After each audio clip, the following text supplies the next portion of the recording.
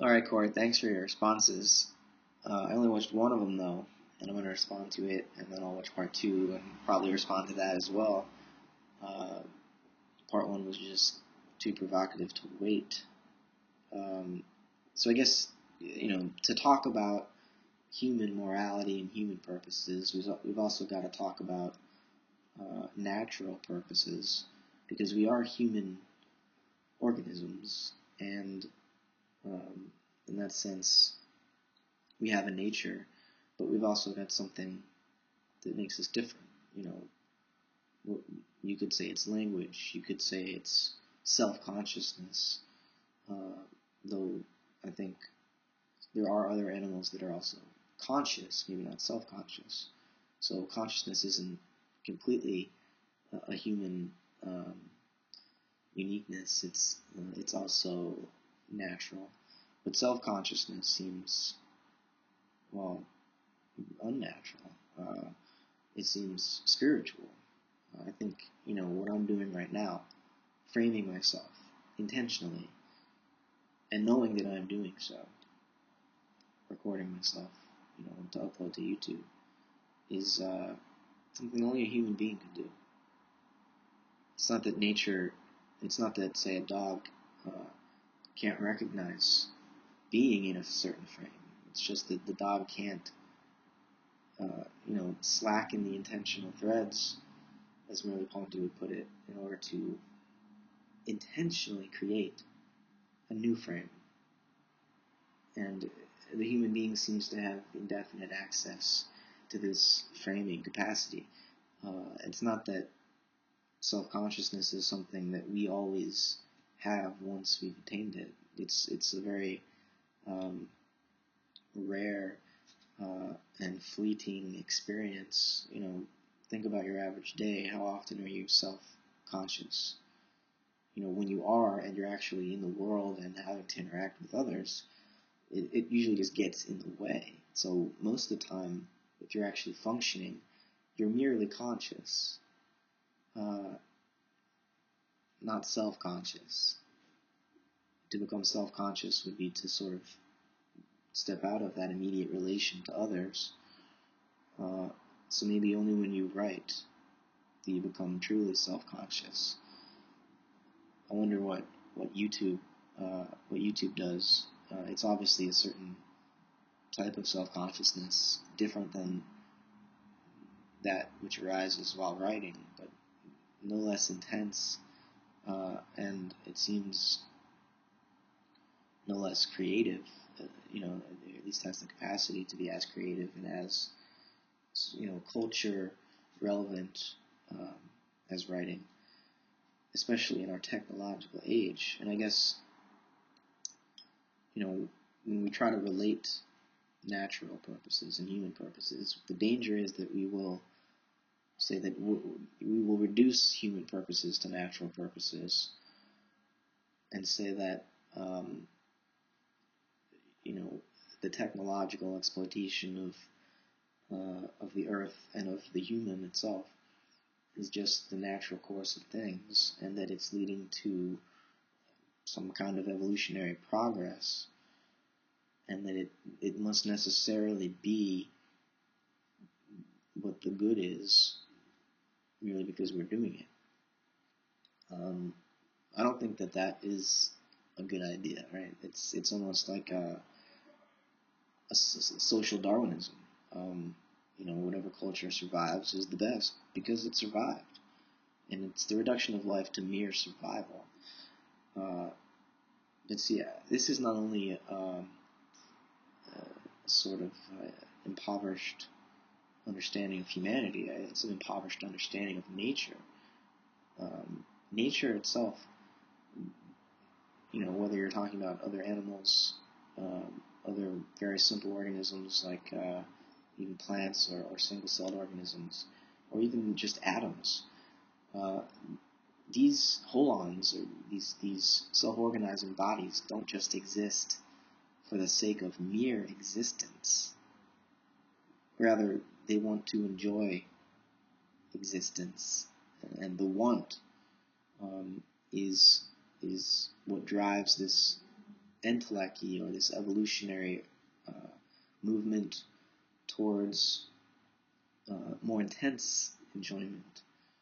And so it's not just mere survival, and we can't explain life based on such a principle of survival and natural selection,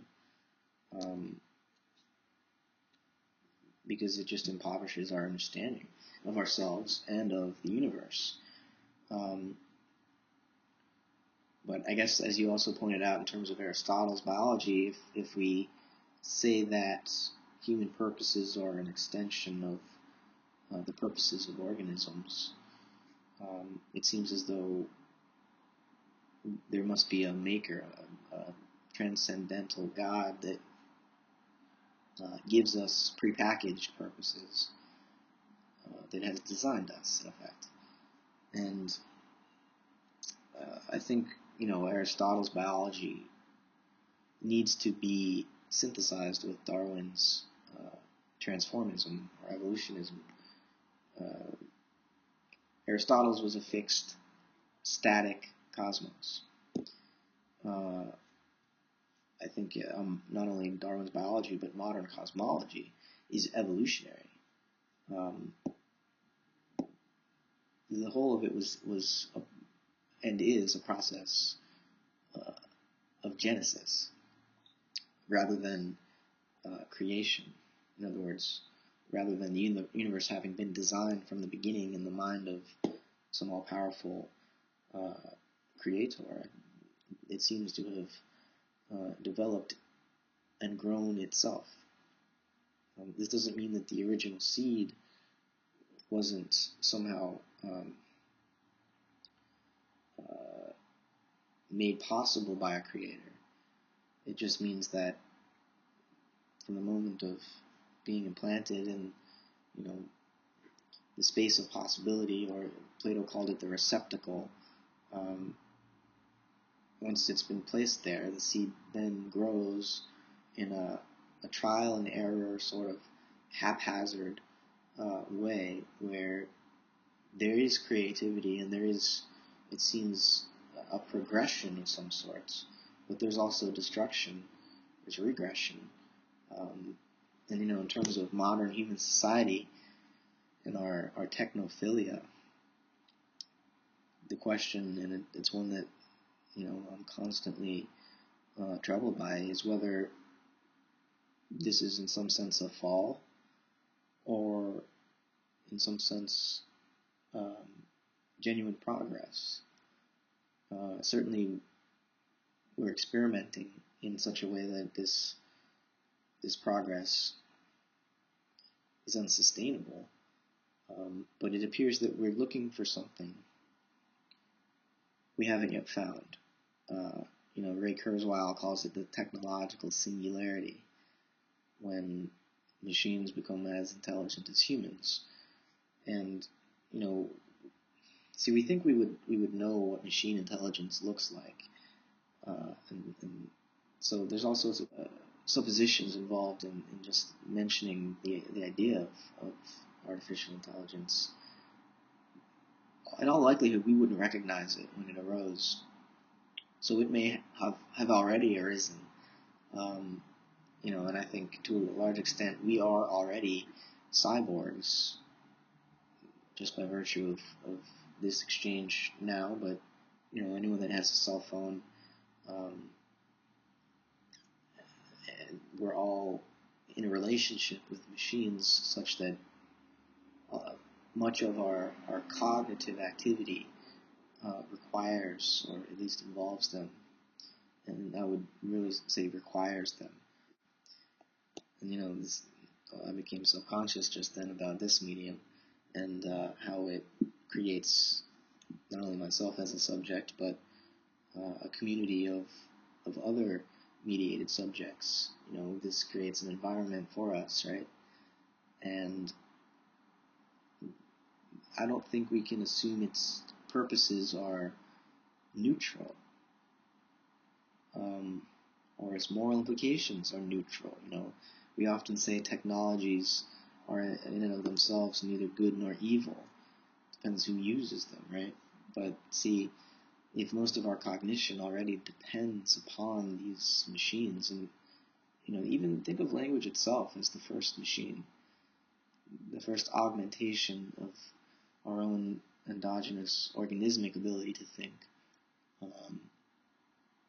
Language was the first, especially written language, but also sounds. Aural objects, auditory objects, and artifacts, material machines, are both equally augmentations of human cognition. And I did mention writing as well. So they're not neutral. They change who we are, what we value, what we want. And I think it's this technophilia is just a side effect of human beings becoming more mechanical because of their means of communicating with one another. I'll post a link in my description to a lecture I attended by a psychoanalyst, a Lacanian psychoanalyst. I think his name was Fernando Castrillon, but I'll post his name in the description.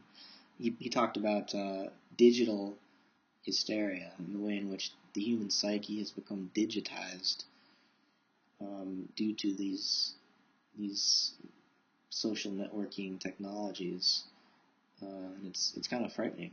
But at the same time, the question as to what the ultimate end of this type of technology is remains open. It may not necessarily be bad, at least in the case of YouTube, but it's a question that we need to explore because I think it's obviously relevant to what we're doing and to what we're trying to think about. So, not that there's necessarily a distinction between thinking and doing. There's a distinction, at least, but not that there's necessarily a separation. But anyways, I'll stop blathering on now and end at the Unlucky 13 to watch part 2. Thanks, Corey.